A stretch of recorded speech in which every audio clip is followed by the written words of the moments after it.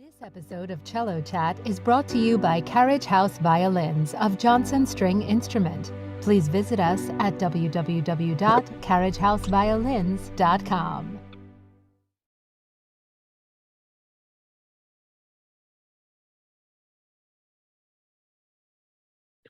Great, and we're live. Right. So, should I just wait for someone to ask something? If you could just give a brief intro about any upcoming projects that you've or concerts that you've done, and that would be great. All right. Right now? Yeah. Okay. All right. Well, for whoever is logged in right now, my name is Santiago Cañón-Valencia. I'm a cellist from Colombia. I'm working on a bunch of things right now. I just had my release of my latest album in November last year, which features mostly all new pieces or new recordings. 3 pieces by Colombian composers dedicated to me, and then 1 arrangement of a piece of my of the Asturias, the guitar piece that I like a lot, and then the first piece that I've composed myself, which I've shared a bunch in social media. If you follow me there, you've probably already seen it, or at least heard a little bit of it. So I'm working with that type of repertoire right now, trying to expand it with new things, contemporary music, or music that is not played as often, even if it's not contemporary. Of course, while maintaining the the standard repertoire, which is always important. So yeah, anyway, that's kind of what I'm up to right now. I saw a few messages come in, but I can't see them now.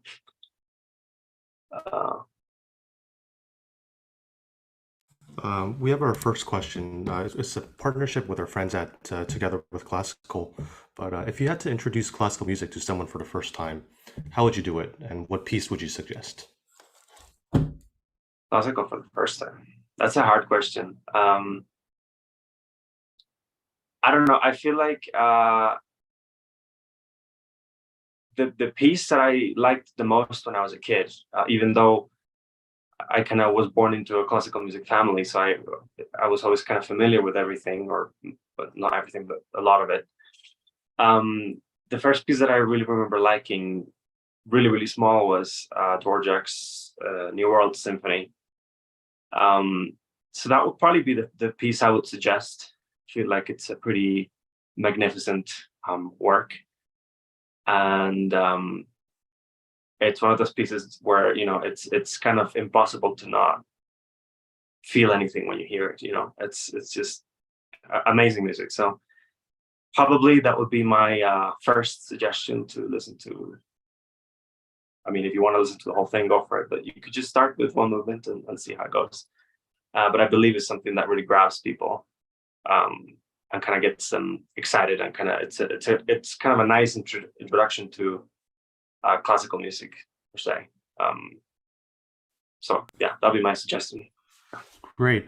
So while we wait for some of the questions to come in, I think we'll start with our In the Practice Room blog series questions from there.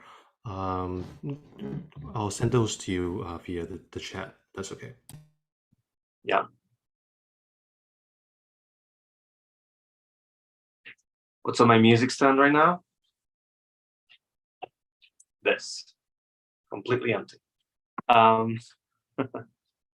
No, I mean, there's a lot of things I need to learn right now. I'm about to work on new pieces for me.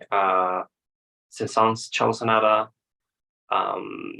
this other piece by Henri Duparc, and a bunch of French music. There's a French festival happening in Colombia in April where I've been invited to play. So I have a lot of that coming up. I just played Beethoven Triple last night and the night before, so that was on my music stand. So yeah, but currently nothing. I'm taking a day off, so it's nice. Could you read me that second question? Because they come in and then they disappear. Sure. The second question is, what is the first thing you do on the cello every day? First thing, I think it always varies. I think it's always different. When I feel like really responsible, of course, I would do scales. Not for very long, maybe just 10 minutes or so.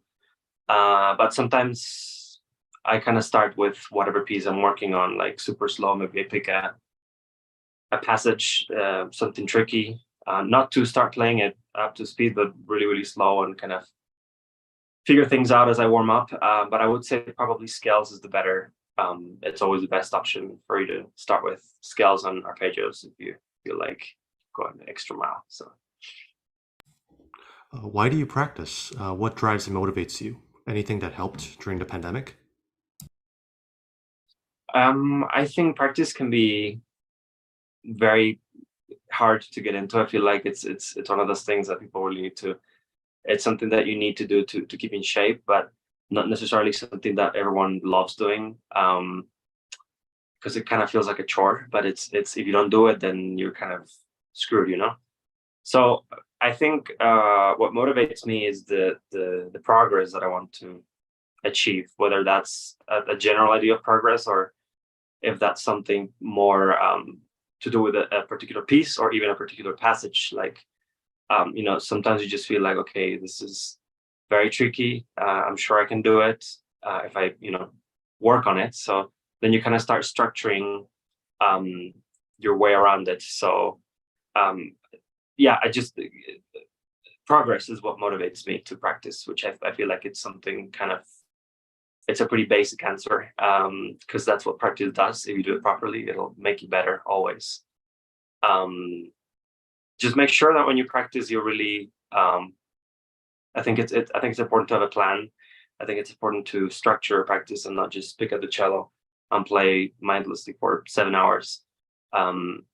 So make sure you think about what you're going to do before you pick up your instrument, and you have to be also conscious of how much time you have. Sometimes you have the whole day, sometimes you have 1 hour, and then you have to go and do something, and then you can come back and do another hour. So it's always good to kind of keep in mind the time you have and to work with that. So Great.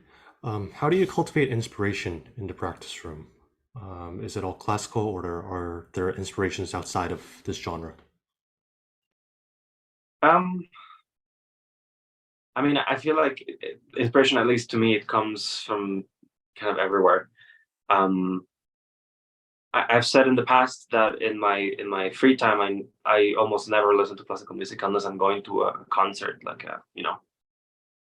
which is still true. I don't really play much classical music in my free time, and I think that other genres of music, of course, inspire me, but they also allow me to kind of relax and not be, because when I listen to classical music, or at least when I listen to like a cello recording or something, even if you really try not to, you're always going to listen for either technical things or phrasing or musical whatever. You're going to be analyzing all these things, and well, that's good.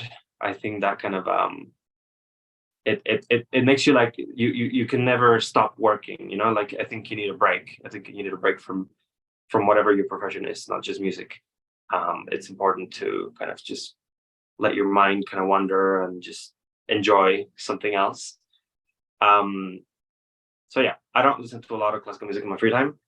And I do get inspired by other genres of music. I listen to a lot of metal and rock and alternative and electronic and rap and hip hop, like a lot of stuff, which can sometimes find its way into maybe not your playing per se. It depends on what piece you're playing, but sometimes the way you think about the things. I find that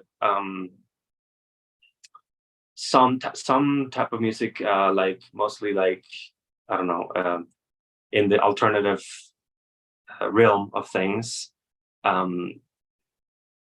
Like if you, for example, if you are familiar with like something like math rock or something like that, where everything is kind of, well, very mathematical, of course, but it's like there's a lot of like rhythmic nuances and stuff that are very clear, and in a way they shape the music, but they're always there, and it makes the music, even though it's a little, maybe it's an odd time signature like 5/8, 7/8, or I don't know, 13 something, whatever. But in a way, there's this groove always going on, and it always feels very kind of easy to follow. And I sometimes find that, for example, in the Bach suites, there are all these patterns and stuff that sometimes my brain organizes them in a way that like a math rock band would, like picking up these odd notes or accents or voicings or stuff, and they end up feeling pretty funky. And whether Bach intended it or not, I feel like it's really interesting. There's specifically this passage in the third suite where that really happens to me. Let's see if I have my cello here, if I can demonstrate. Here, hold on, tighten my bow. In this passage,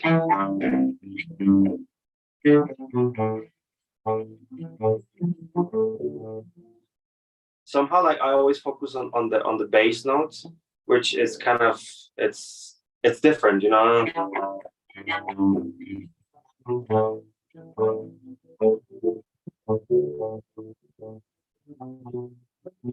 Yeah, so that has this really cool funky rhythm, which I love, and I actually play like that. So I think that comes from listening to other things, definitely, for sure.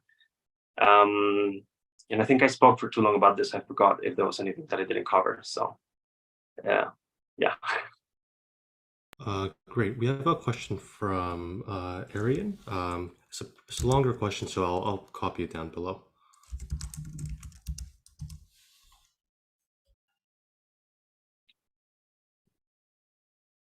Okay. So there was videos about the scale method is called. Oh yeah. Okay. Yeah, the scale method. Okay. Well, that's like this person mentioned. It is a book that was written by my first teacher, Henryk Zarzycki is his name. He's Polish. And it's a book that he never really published, so that's why it's you can't really find it anywhere, because he never really made it very public. He just kind of made it for his students, gave us some of them, and then that was it. But I can, of course, explain how it works. There were you start with two sets of scales. Okay, so beginning. Each book is on one key, so you have the C book or C sharp, D, whatever, and then the whole book is based on that key. It starts with 17 variations of the major scale of said key. The 17 variations are to do with like different fingering. So you start with normal, kind of like first position, and then by the time you kind of progress, scale number 2, 3, 4, 5, 6, 7 until number 17. What he does is he gradually goes up the C and the G string, so territory that is less explored, and that kind of gives you 17 ways of playing one scale. Some fingers, of course, are just for practice. Is nothing that you're actually going to do like in a concert. If you have to ever play a C major scale in something, you're not going to go all the way up to here and then cross to the A string. But it's cool that you could, if you wanted to, like if you practice it, you probably could do it. So that's the scales. Same for the minor scales that come after the major scales. After that, he has this section of arpeggios, like those arpeggio like sequences, and then each of them is on one string. So you start with the C string, and then G string, D string, A string, and you go up. I think there are like 3 octave arpeggios. I can't remember. They're pretty long. So you do that. You work on your arpeggios after your scales on each string. You don't do cross string. You just go up each string. And there's an option of actually, if you wanted to do a really long one, you could do a cross string at the end. But that's not really. That's something you could do like as an extra if you wanted to. Then there's a bunch of like speed exercises. This type of stuff, like that sort of thing. So yeah, that's kind of to loosen up, I guess, after all that work you've just put on. And after that, he starts working with the double stops. So you have scales in thirds, in sixths, in octaves, and by the few books that he came up with, he actually added fourths, which playing a scale in fourths is really kind of it's a little hard.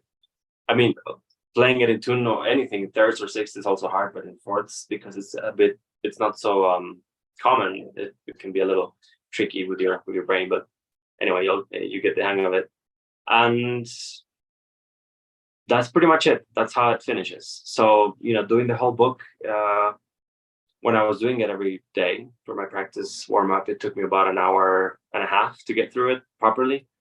So yeah, it's a very, very complete, method, and one that I feel, maybe a lot of people wouldn't be so interested in doing the whole thing because it's so intense. And you also have to have the time to do the whole thing, since it takes so long. But it's also something that you could break up. Like when I started having less time to practice and more concerts and stuff, I would maybe just do the scale section of the book or the double stop section of the book or something, so you can kind of pick and choose. But of course, he made it in a way where he expected whoever had the book in front of them to play the whole thing from beginning to end. So, yeah, that's how it worked. We have a question from Dior asking, when did you start learning guitar and why? And do you find it helps with the cello as well? Guitar, yeah, I mean, well, I feel like learning the cello first definitely helped me with guitar, because as far as your left hand goes, it's you have the kind of the ability to play here. You can also play like this.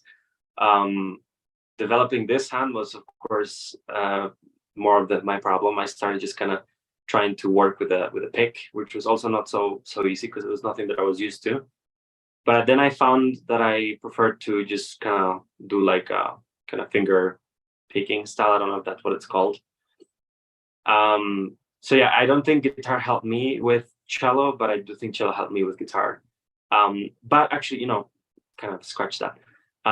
There have been some pieces or some instances where guitar technique, especially in this hand, helps me a lot. When you have to play pits, and then sometimes like a normal string player has difficulty kind of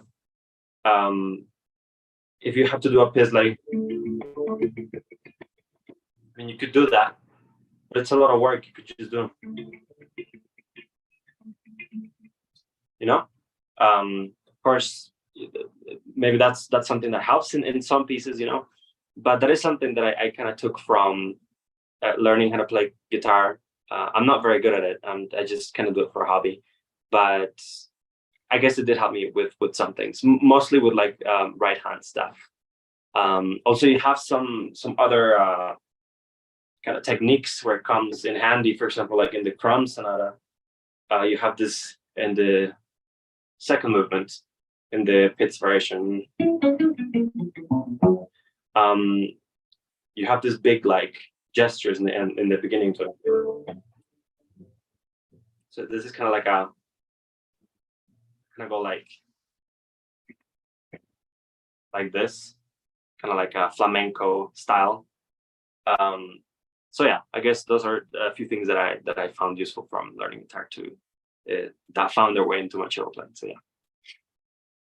We have a question in Spanish from William Valdez. It's down below in the chat. All right, I'll read it. ¿Qué medida cree que es música no académica? Okay, so but I guess I should answer this in Spanish, no? Or yes, if you could. Maybe give an English translation of the question if you can. okay, sure, yeah. Okay, so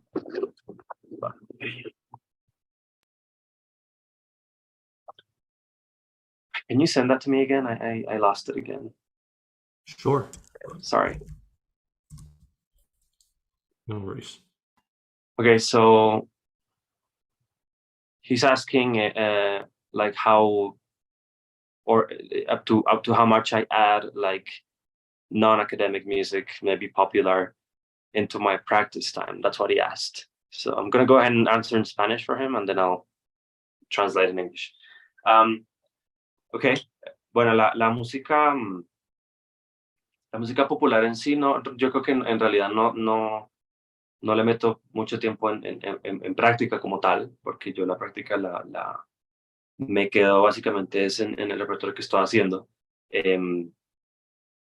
Yo creo que alguna manera de practicar esto es más para mí oyendo este tipo de música popular. Y yo creo que es más efectivo para mí escuchar y como que tratar de interiorizar ese tipo de música, el tipo de ritmos, de articulaciones, todo. Y luego tratar de cómo replicar eso en el cello, si es una obra que lo requiere, por ejemplo, algunas obras de Piazzolla o algo que tengan un tango, ¿no? Entonces uno se puede escuchar tango y escuchas como tal vez son las frases y cómo son las articulaciones y todo esto, y lo tienes como acá en la cabeza y tratas de replicar eso, pero estudiarlo como tal en el cello, en el tiempo de práctica, realmente no lo hago, solo lo hago escuchándolo en mi tiempo libre. All right, so English translation for this that I just said. So he was asking how do I incorporate maybe popular music or something into my practice, and I was saying that I usually don't. I tend to keep my practice, set on whatever it is that I'm supposed to play, like for concerts. But there come instances where you're playing pieces that have this kind of aspect to them. For example, the first thing that comes to my mind, it would be like a Piazzolla something, and then I would maybe prefer to do this kind of practice by listening, so listening to tangos or whatever, and then kind of trying to get the nuances and the phrasings and articulations and stuff in my head, so that I can kind of replicate what I'm hearing into my playing, whenever it's appropriate, of course. So yeah, basically I just said that I don't really take the time in my practice to practice something outside of what I'm supposed to play. But if the piece requires it, I'll take time to kind of familiarize myself with whatever other type of music the piece is based on or borrows from, and then I'll try to kind of incorporate that into my playing. So yeah. Great, thanks. We have a question from John asking, what is your favorite book of etudes? Well, I never really did many of them. From the Popper book, I only did 2 etudes out of the 40. I never really learned any more. I did number 9 and number 33, and that was it. With Grützmacher, I'm not sure if those are etudes, but I mean, they kind of count as etudes, but I only did 1. I think it was number 18, if I'm correct. But I never really had I mean, they were fine. I wouldn't say any of them were my favorites. I never really liked playing that stuff. I did it because it was helpful, and it's good for you. But it's not like I got excited about playing a Popper etude or a Grützmacher or whatever. If anything, the book that I would like the most would be the Piatti, because they feel more like pieces, the caprices. So something about them feels more like actual things you could play in a concert, and they would feel fine. Whereas popper and Grootsmacher, I feel like more some things you play in like for your teacher or in a graduation exam or in a competition if they require stuff like that. So I wouldn't say I have any favorites apart from the Piatti, which I think are the most musical out of all of them. So yeah. Mari Carmen asks, is there anything related to the music world that you would have liked to known or have learned before? Sorry, I didn't understand the question. Yeah, Mari asks, is there anything related to the music world that you would like to have known or have learned before? I don't know. I feel like everything in life is like you learn as you go. Like you're not ever really fully prepared for anything. I feel that's just how life works, I think, you know. Of course, there are things that sometimes, you know, like you have, maybe people have kind of, I don't know how to say this, like preconceived ideas of how things work, and then they actually don't work like this most of the time.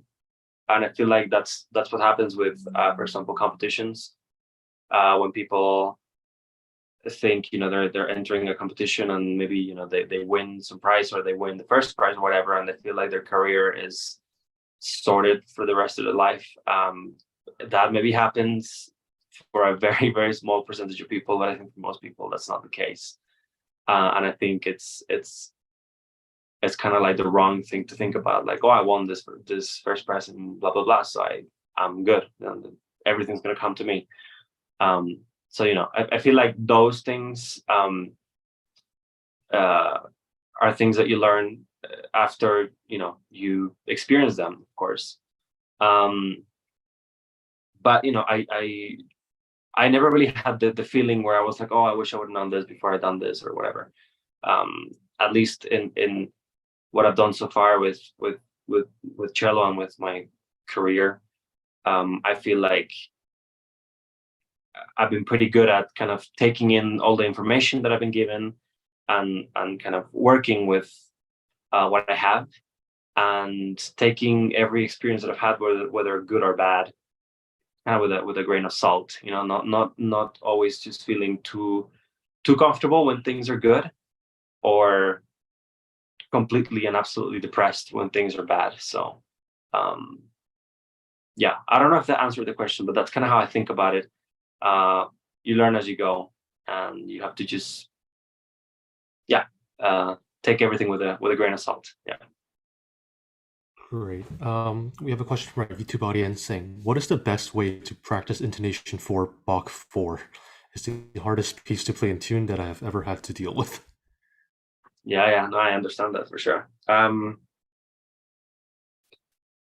I feel like I'm not really gonna say anything new here. I think the first thing that is always so important, and that there's no other better way to go on about it, is to play really slow. I don't have any tricks to learn that piece. I kind of had to learn it in a rush. I remember back in 2020 because I had to record all of them, and that was one of the suites I never learned. So it was interesting to work on it, but definitely it helped me just to take your time, go super slow, and also I can maybe demonstrate here. Because it's so uncomfortable, you know, you have all these extensions and the uncomfortable key. I feel like I said this in the last time I was speaking here in this cello chat, where I have this way of kind of anticipating every note when you practice. So you put your finger down first and make sure it's the right note. You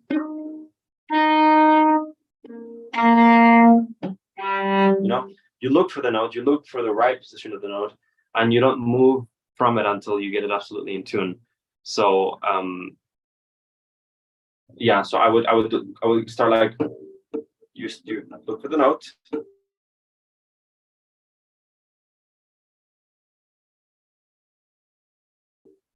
look for it.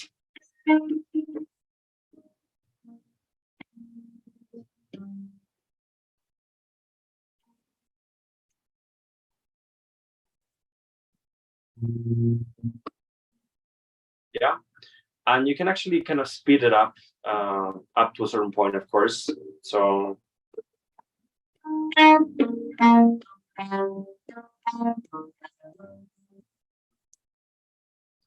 and in a way this helps you because when you're playing normally, when you're playing up to speed, you're kind of always having to anticipate. You know, you never put this hand, you never put the finger down here of the note they're going to play exactly at the right time where your bow's going to play. I feel like this hand always comes a little sooner. So even though the difference when you're playing on time it's super small, but I feel like just by slowing down that process, you're really helping yourself to find the right notes with the right intonation. You're also able to figure out the angles in which your left hand needs to be in order to play in tune. You know, sometimes people up here they have a bad angle here, so that's why, and they can't understand why they're playing out of tune. And if you change it, then everything becomes a lot easier. And sometimes are easy fixes like that, and then it's good when you're conscious about it. But if you play everything just up to speed and kind of repeating over and over again and hoping that you fix it eventually, that's not going to work, because you have this muscle memory where if you learn how to play everything wrong, you're still playing it wrong. So you have to kind of take the time and kind of dissect everything, and then I feel like it's going to be a lot more helpful, because there's nothing that's going to fix your intonation, especially in a better way than by playing slowly. So yeah, try playing slowly, and also try the kind of anticipating every note, and I feel like that will help. That helped me a lot. So yeah. Great. We have another intonation related question from Anna. She's saying, the more I train my ear, the less I can stand being out of tune, and it bothers me to such a degree that it doesn't let me continue playing. Has something similar happened to you, and what advice do you have? Thank you. Regards from Poland. Well, hi from Colombia. Thank you. Yeah, I mean, I feel like that's pretty. That makes a lot of sense. For sure, it bothers me when I can't get anything in, like, well, something in tune, or when I hear someone playing at it, and it bothers me like it would bother anyone. But I feel like maybe you're kind of slightly kind of going too deep into it, you know. This is when I think it's good to have some time off. This is when I think it's great to do other things. If you practice, and especially if you have a frustrating practice, I think it's better to let it be, put your cello down or whatever, and then just go do something else. Because there is that moment of like extreme frustration where you want to do better, but at least I'm speaking just for myself, like how I think of things and how I view things. But whenever that happens to me, I feel like there's nothing better for me than to just put my cello down, go do something else, completely forget about it, and then come back with like a fresh mind and like a cold head or whatever you want to call it, and start from zero again, you know. Intonation is one of those things, you know, like a lot of people kind of says about, really. And I feel like up to a point it's good, because you have developed a really good ear. You have developed this fine tuning, which is a great tool to have, because you know how it's supposed to sound like. And I feel like we're all humans, and up to a certain point you have to allow yourself a bit of like, you have to allow a margin of error, you know, in general. Like, there's not going to be a concert or an audition or something where you play absolutely like perfect. There's always going to be something. There's always going to be a little something that could have been better, or could have been different. So I would just try to kind of understand the human side of making music, which is the most important. It's great develop technical proficiency and whatever. And it's great to always want to be as close to perfection as possible. I think that's great, but I think it's also good to not forget that we have, what makes us human is also our flaws. So just kind of, I would try to relax a little bit on it, and try and do something else. If you're having a frustrating day in your practice, try to clear your mind and then start again. Like I said, you've developed this great ear, and I would see that as a good thing, because you know how things are supposed to sound. So, and also work slowly. That again, that never really fails to make things better. So yeah, I hope that kind of answered your question. So We have another question in Spanish. It should be in the chat right now. all right.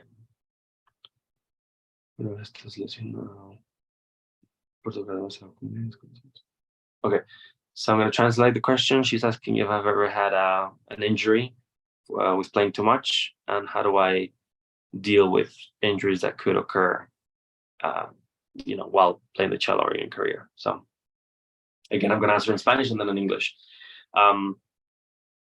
Sí, una vez me dio una tendinitis cuando tenía como, no me acuerdo, como 12 años, 12, 13 años, no me acuerdo bien. Y pues sí fue algo como que me dio un poquito de miedo. No fue algo así grandísimo, menos mal, pero pues sí tuve que dejar de tocar por solamente una semana y darme como el tiempo de recuperación y empezar otra vez lento. Y pues yo creo que esto pasa por no ser cuidadosos al calentar, ¿no? Antes de empezar a estudiar. Yo creo que ese es como el mayor riesgo, que la gente se ponga a tocar de una vez, apenas sacan el instrumento y se ponen a tocar, qué sé yo, un concierto de Dvorak o cualquier cosa sin haber calentado. Yo creo que ahí es donde hay el mayor riesgo de alguna lesión. Obviamente también si uno toca pues demasiado, también hay algún riesgo. Entonces yo creo que es siempre importante medir el tiempo y estar muy consciente uno de cómo se siente físicamente también al tocar, y saber cuándo parar. Y yo creo que es importante también tener descansos, no sé, cada hora que tú hagas en tu práctica, date como 10 minutos de descanso. Entonces 50 minutos de trabajo, 10 minutos de descanso, 50, 10, 50, 10, ¿no? Y yo creo que eso es una buena manera para evitar las heridas. Entonces, pues sería mi idea. Right now in English, so she was asking about injuries and how I deal with them and stuff.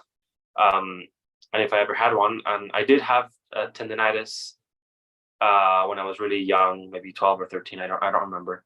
I was kind of scared, of course, because it was kind of like the first time where I was like, oh, I can't, it feels wrong. Something feels wrong. But thankfully, it wasn't anything too serious. I mean, I just had to stop playing for a week, and then do some treatments and stuff, and then I was fine. And then I just had to make sure to start really, really slow. I didn't kind of rush back into it. I remember when I first started after the injury, I maybe started playing like 10 minutes really slow, and then done for the day, and then the other day maybe 20 minutes, maybe 30 minutes, kind of gradually increasing the time, but always slow. I feel like at least for a good week and a half or something, I felt like I shouldn't play anything remotely even fast. So I kept it slow and short. So, and then I think to deal with injuries, I feel like it's nothing new. Again, it's something that you see in other professions, like like people that are doing sports and stuff. They always have to warm up to not get injured, and I feel like for us it's kind of the same. If you start your day by playing the octaves of the Dvorak concerto full speed, you're probably going to have tendinitis or something else. So just a reminder to warm up, take it slow. Again, scales are the best thing to do, or working really, really extremely slowly on something else, that's also fine. But I think scales are better. So just to take the time to warm up, and I feel like that's a good way to avoid most injuries. Any other type of injuries you may encounter, I think, could come from like overplaying. Even if you did warm up well, like if you've been playing for like 7 or 8 hours with maybe just one break in between, that's not going to be good. What I was saying also in Spanish is that you have to be also in tune with how you feel physically. So mentally, of course, yes, but also physically. Like if you start feeling tired, if you start feeling your hand getting slower and slower or tired, that just means that maybe you should stop and kind of rest and maybe do some stretching or whatever. So yeah, just be aware of what your body is telling you, because it's not really that hard to see when you're physically tired. So yeah, warm up and be aware of how you feel physically. And I feel like you should be able to avoid most injuries like that. I'm not a doctor, so I'm just speaking from experience, of course. So anyway, that's it.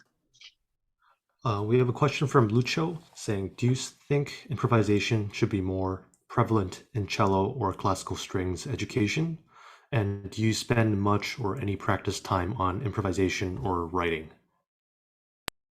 Okay. I mean, I feel like, of course, having the skill is really great. And it's, of course, something that really comes in handy, especially with newer works where you actually have some scores allow you maybe 30, 60 seconds or something to improvise in one way or another. So I feel like it's becoming increasingly more important to be able to do something like that. So I feel like, yeah, I mean, most people could do with a little bit more exposure to some of this type of training. In the end, I feel like, there's going to be people that are really not interested, and maybe they'll be fine with learning just a few basics, and then that's fine. And then others where they're really going to be into it, and they're going to be, really, really into it. So they're going to do it for more things, not just maybe they're going to venture into jazz or something different. So who knows?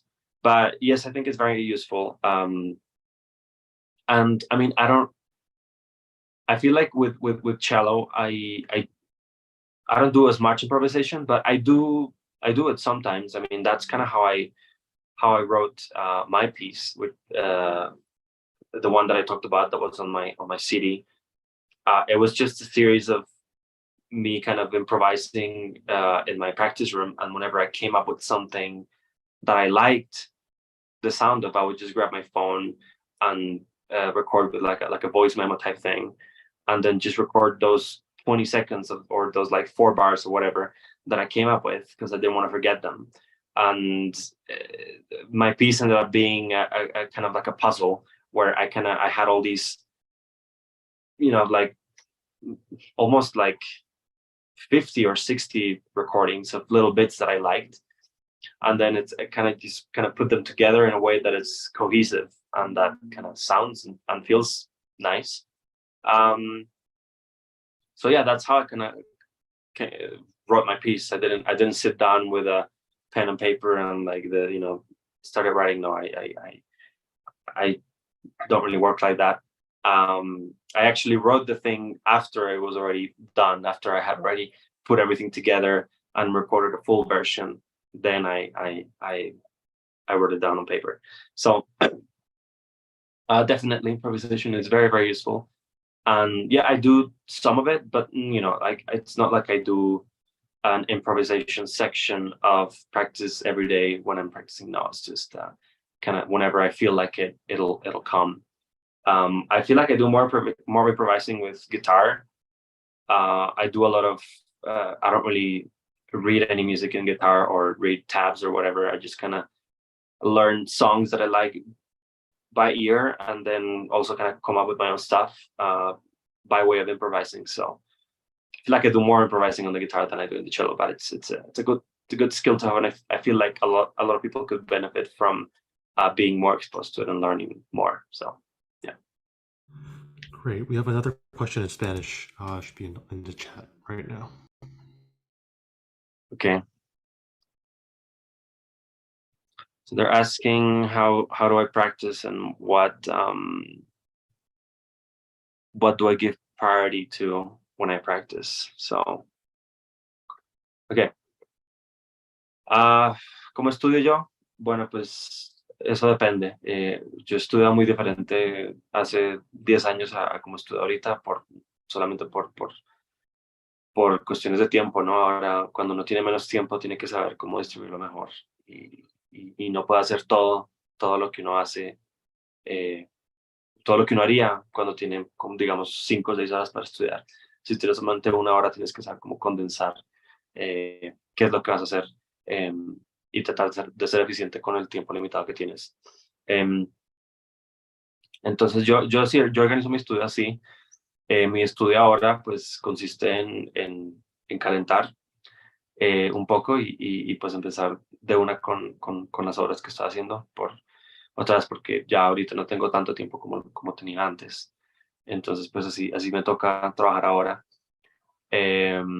Antes, cuando tenía más tiempo, pues hacía este libro que mencioné, un libro de mi maestro, que era un método muy completo con escalas, con dobles cuerdas, con ejercicios de velocidad.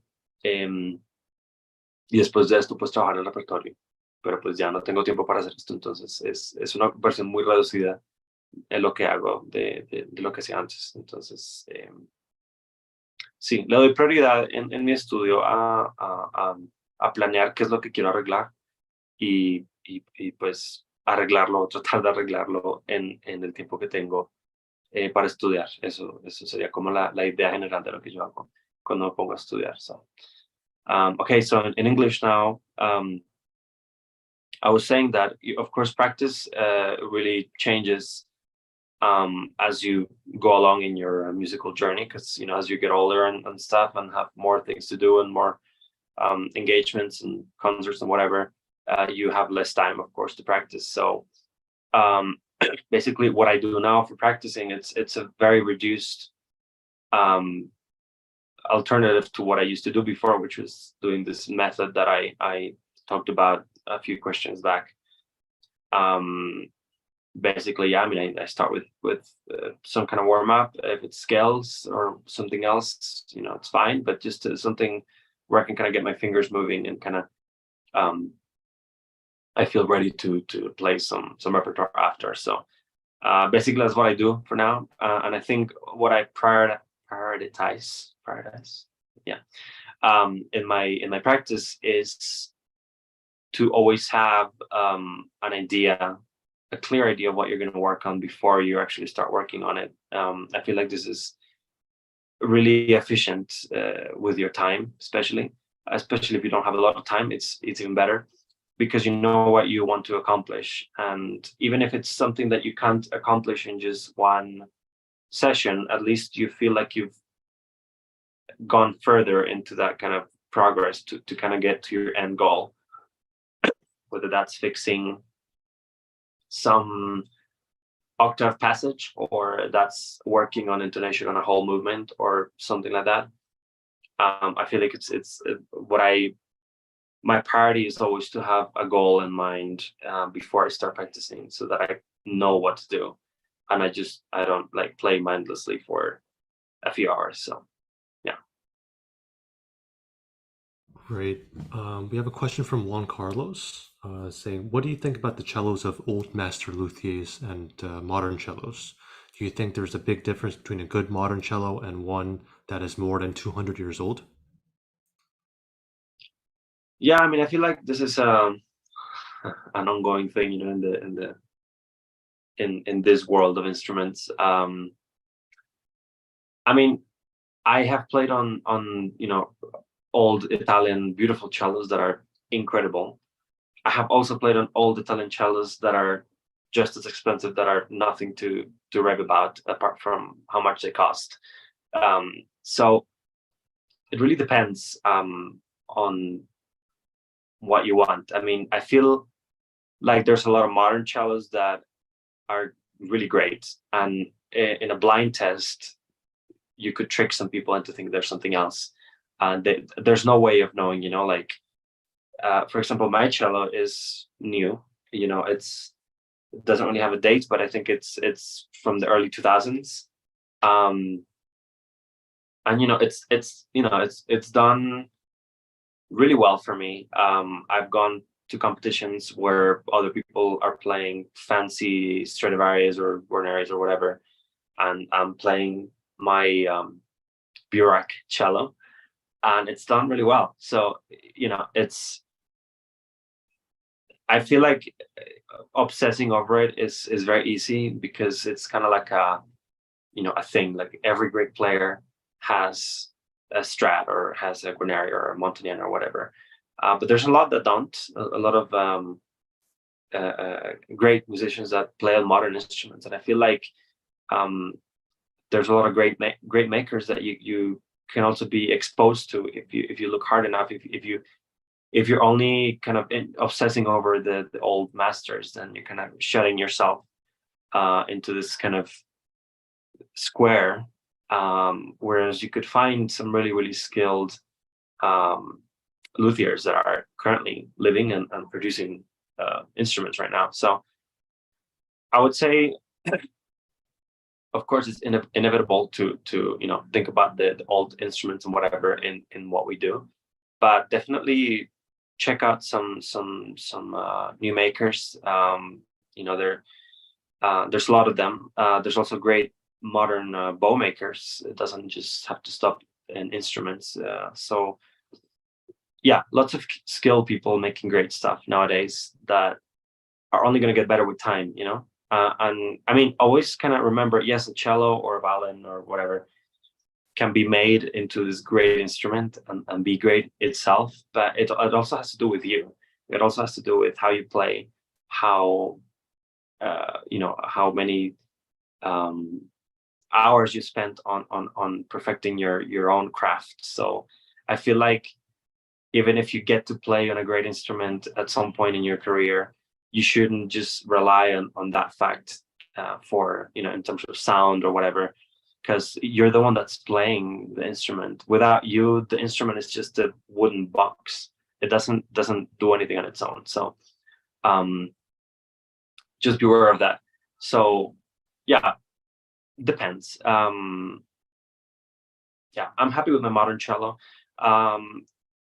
I would play on an old beautiful instrument if it was like a like a long-term loan type thing. But you know, I've had experiences where I get to play on something amazing, and then it's time to sell it or something or whatever, and then it gets taken from you, and then it's, you know, it's kind of it's hard to kind of bounce from instrument to instrument to instrument. So I feel like you have to work with what you have and kind of perfect your craft, and then see about getting a different instrument if you feel like it. But yeah, try to learn more about new makers, because there's a lot of really skilled people making great things. So yeah. There's a question from Chanik Fei. It's a pretty longer question, so it's in the chat. Okay. Instrumentation. I've enjoyed listening to your playing on YouTube very much. Short of your arrangement of requesting Okay, so he's asking about my arrangement of Recuerdos de la Alhambra, which is, if you don't know it, it's very famous guitar piece, which is famous for using this tremolo, which is very tricky. And there are arrangements for violin, and I think one also for viola, where the tremolo is done by way of this ricochet. So when I wanted to make my own arrangement, I feel like when you're doing that ricochet, unless it's absolutely perfect, you're leaving a lot of it to just like chance. And when you hear a guitar player playing the piece, the tremolo is always very clean, and it's not, it's, you know, it's done with controlled movements of the fingers rather than by just like bouncing your bow. So that's why I kind of chose to, when I made the arrangement, to just keep it all separate, you know. Bow technique, I feel, in that piece is, I think it's not anything too hard. I mean, it's basically, it's all the notes are all separate, but I think it has to do more with kind of like the finesse of your bow hand. So when you're playing the fast kind of tremolo strokes, I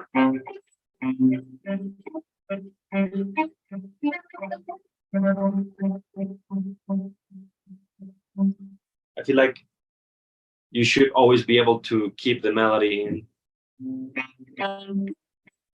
the main thing, and to leave the tremolo kind of out of it, but still play it cleanly. I basically do this by way of keeping my right hand very, very free, very, very light, because you don't need a lot of sound here.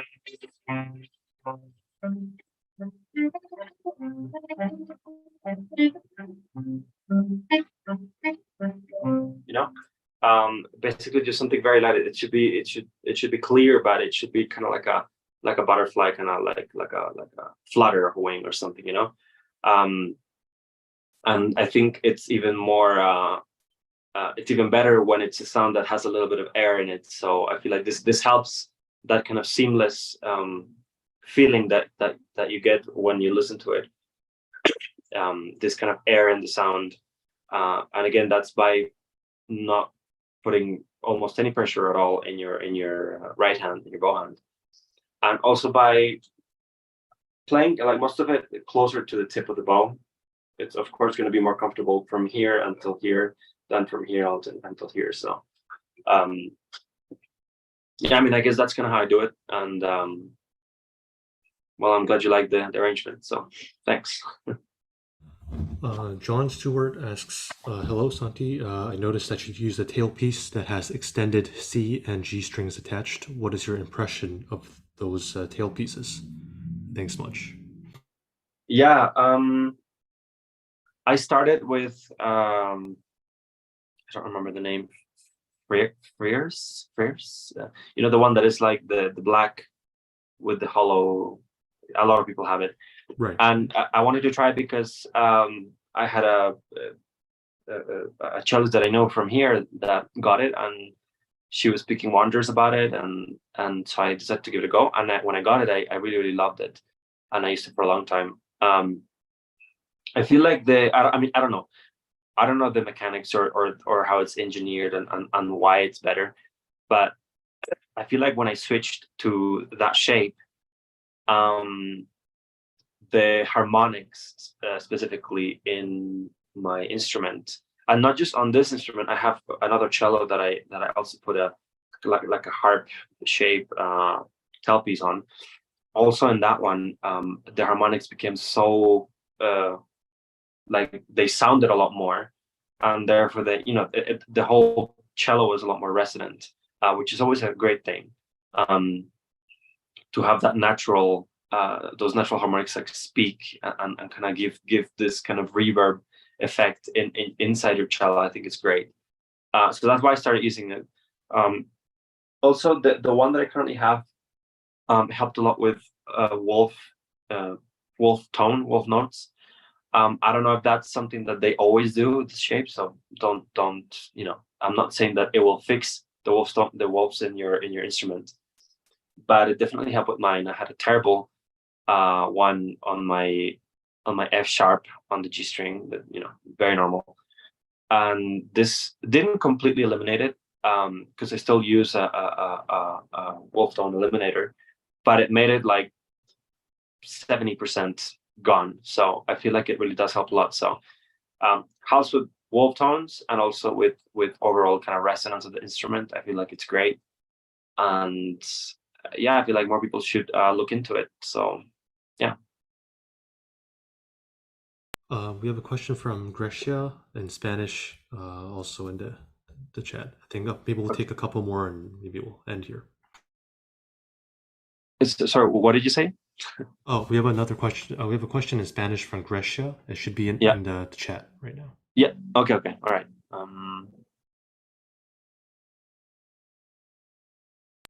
Okay. So she's asking about shifts from first to fourth or fifth position. She says that I do them very cleanly and softly, and if I have any tips to make that happen.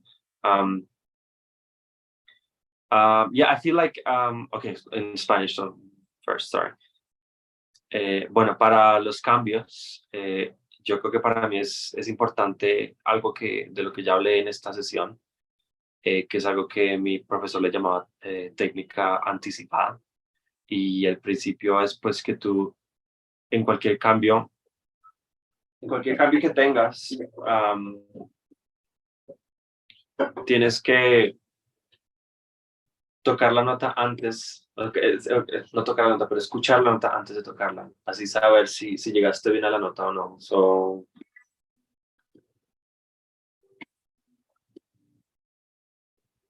Eso ayuda bastante porque cuando tú lo haces de una manera más frecuente, ayuda con la memoria muscular de la mano izquierda. Y yo creo que esa es una parte esencial de hacer un buen cambio de posición. Entonces creo que eso es lo que más importa. Obviamente, pues si quiero hacer un cambio suave o un cambio que no se note tanto, pues durante el cambio voy a levantar un poquito el arco. ¿Sí? Y luego volver con la presión cuando ya llegué a la nota. Pero más importante que esto creo que es lo que acabo de decir de la técnica anticipada, porque es la memoria muscular lo que de verdad importa en el cambio. Lo del arco pues es algo obviamente pues que se necesita si quieres hacer un cambio suave, pero yo creo que es más importante la memoria muscular. Entonces yo lo trabajo así. Okay, so with the shifts, basically what I said about that technique where you play the note before the anticipate the shift, so that you kind of develop your muscle memory and you know where to go. I feel like that's the most important thing, because when you know where to go, you can shift however you want. You can do like a glissando shift if it's musically appropriate, or there's with that previous note also very romantic, whatever, or like a very clean shift where you of course you lift your bow just a little bit before you get to the note, so that you eliminate the traveling of the note.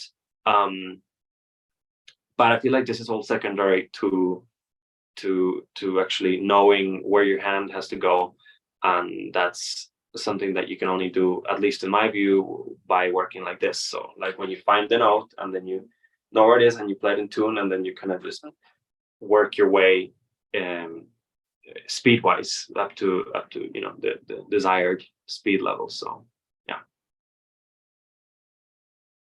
Great, thank you. We have one last question from Jose, also in Spanish. Right.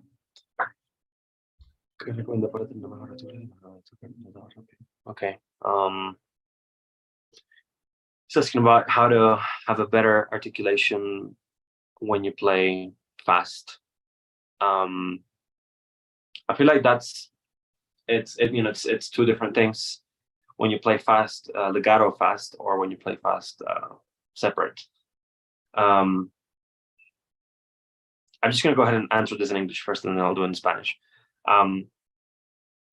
So for fast passages in legato, I feel like your left hand has to do, it's obviously that it has a lot more work to do. And I feel like when you kind of not pinch, but like do this sort of thing, it really helps you.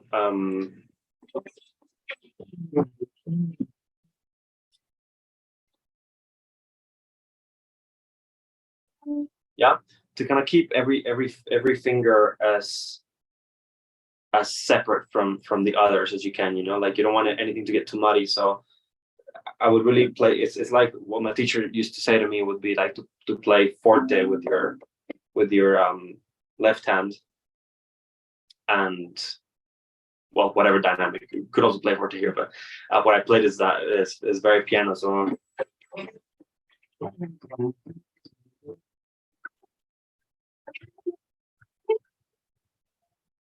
you know, it's extremely important. I think the articulation on your left hand for legato passages. When you can, you do like pull the string away, and sometimes you do like a, I don't know what this is called in classical music. This in guitar is called a hammer-on, I believe. So with hammer-ons like this, it also helps your articulation. And with separate passages, again, I feel it's more to do with the freedom that you have on your right hand,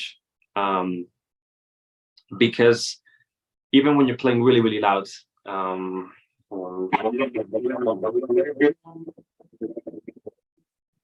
when you don't want to do like a spiccato light elephantines kind of stroke, when you have to play loud but clean, I feel like your hand still needs to be just as free as if you were playing that kind of jumpy like spiccato type of bow technique.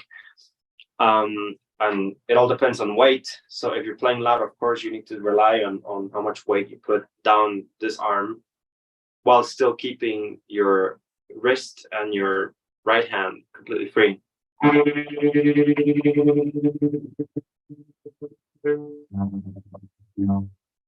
feel like it really helps, and it's also a great way to not get really tired, because you need to reserve energy if you have to play stuff like that.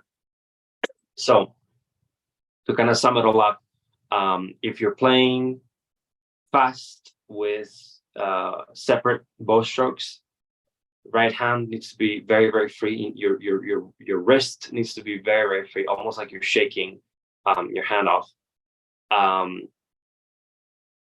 That will make it easier for you to kind of have this endurance that you need to have. If you have to play loud, of course, you put more weight on this arm, and you rely on sound production and sonority on the weight and not on pressure, because that's just going to sound awful if you just put a lot of pressure into it. And if you have to play something like elephantines, again, it's basically the same but less weight in your right hand. Just let the wrist and its flexibility do all the work for you. I feel like it's what I think about when I play something fast and with separate bow strokes. So yeah.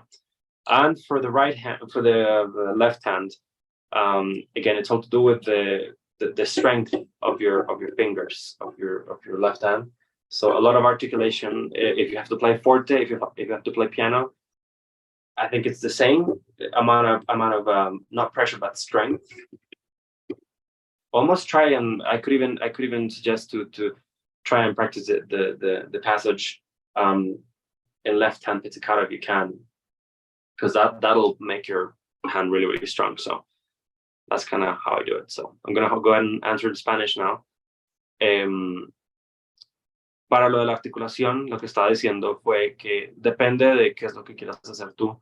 Si es una articulación, si es un pasaje rápido que está ligado, toda la fuerza debe pues no fuerza, pero toda la articulación debe venir de la mano izquierda.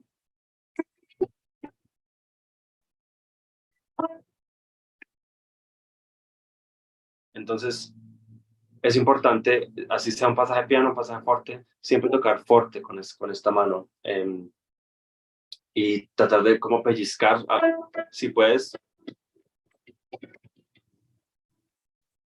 Y cuando no se puede hacer este tipo de articulación, llegar bien fuerte a la nota para pues que suene más claro, ¿no? La idea es separar lo que más se pueda cada nota de cada nota. Esto sería para los pasajes ligados, que son rápidos, ya sean pianos o fortes. es esto, la fuerza de esta mano izquierda. Ya si son pasajes rápidos sueltos, con arco suelto, yo siempre trato de estar muy relajado con mi mano derecha, así sea algo muy fuerte o algo muy piano.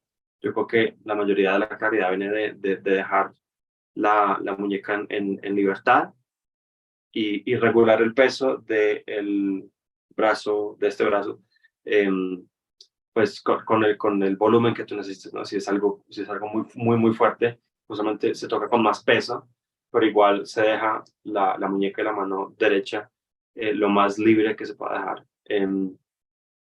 Y ya si es algo piano, qué sé yo, como algo así, pues obviamente ya es mucho menos peso acá, e igual mucha libertad en esta mano. Entonces, esos son como yo trabajo como los pasajes rápidos, dependiendo de la articulación del arco. So, yeah. Great, thank you. And one last question. How has your practicing evolved over the years or even recently? Is there anything that has surprised you? I think it just evolved in my efficiency to know how to practice with a reduced amount of time. Like I was saying, when I was 12 or 13, I had all the time in the world, I guess, to be able to do this book for 1.5 hours and then work on repertoire. So there were very long practice sessions. But yeah, I mean, I feel like now I am a lot more conscious on how much time I have and what I want to fix during that time. I feel like I've repeated myself so much with this, but I feel like it's really the most important thing that I could tell someone when they want to practice, when they want to have a good session of practice, is to know what they're doing before they start. And that's something that I also learned myself with progressively having less time to practice. So I would say that's the biggest kind of development that I've had is to be really aware and to work with reduced amount of time and to be efficient. And also efficient if I have like the whole day to practice. If I don't have any concerts or anything to do, if I have the whole day, which is really a luxury to have, I'll still structure my practice because I'm not gonna sit down from like, I don't know, 10 a.m. until like 6 p.m. I will still have the need to have this clear idea of what I'm going to do. And I feel like that's even harder to do when you have a lot of time because you want to do a lot of work. So when you only have an hour or two, then it kind of forces you to really think of a very reduced idea of what you want to do. And then I feel like that's easier to pursue than when you have the whole day and then you have to think of, oh my God, I have to practice this concerto and this sonata and this chamber music, something I'm doing and blah, blah, blah. I need to learn this. There's tons of things to choose. But yeah, I feel like, again, the biggest development I've had is like kind of time management and to know what I can do with the time that I have. So yeah. Thank you. I think that marks the end of the questions. If you can give any closing remarks, that would be great. Let you know when the live broadcast concludes. All right, now? Yeah, if you could, that'd be Yeah, great. okay. I mean, I don't know. I feel like I don't know. I feel like a lot of people have it's always different questions and stuff, but it almost always comes back to how do you practice and how do you do this and how do you do that, and I feel like it's something that everyone can do is to kind of have like, I don't know, maybe 20 minutes before you practice or 15 or even 10, and to maybe if you're the type of person that likes to write things down. I am not, but if you are, get yourself like a notebook or something and write the amount of time you have and write the think about the most important things that you want to work on that day. of course, you need to take into account, your deadlines and whatever. If you have to learn something in 5 days because you have a concert in the next week or something, of course that should take priority. But in a wider setting where you are just doing your normal practice, I feel like that's what people ask me the most, is like, how do you practice? How do I practice? I mean, yes, I practice a lot of things, and there's millions of ways of doing set things, but I feel like it's more important to know how to structure your day and how to be efficient, because in the end of the day, that's what's going to matter the most, and that's what's going to, I think, affect your progress in a good or a bad way. So need to know what you're going to do instead of mindlessly playing and maybe getting injured and maybe getting frustrated at your intonation. There's a ton of things. I feel like if you think about it before you sit down, I feel like it helps a lot. So I'm sorry to have said this for like the millionth time now, but I feel like it always comes back to that. So I'll just say it once more. There it is. And I feel like that's a good way to close this session. So